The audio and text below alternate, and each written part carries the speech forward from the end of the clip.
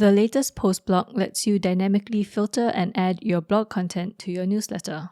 It pulls the latest content from your site every time you refresh the page or create a new newsletter with a template that includes the latest post block. Let's dig in by creating a new newsletter template. Let me quickly give this newsletter a name and add a header and footer so that we're not starting from scratch. Okay, it's now time to add our latest post block.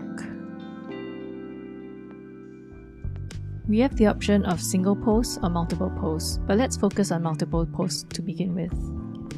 You can sort by newest to oldest, oldest to newest, and choose the number of posts to display.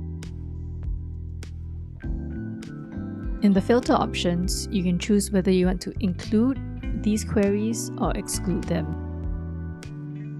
For example, we can choose to only include posts, or let's only include newsletters. Next, we can select the category. In this case, let's just choose uncategorized. And look, there are no posts found. So let's remove that. And let's choose myself as the author. We can also choose to exclude these particular post types.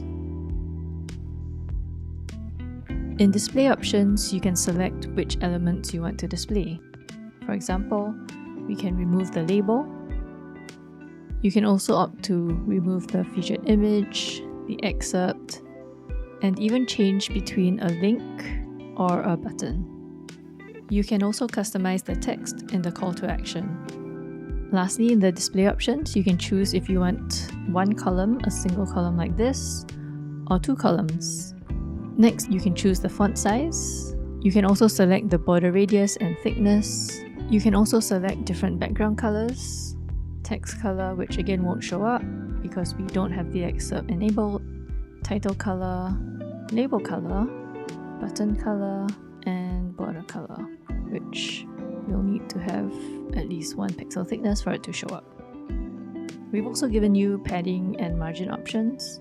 Finally, as always, you've got the option to show in blog post and in email newsletter, or hide it if you don't want it to show up.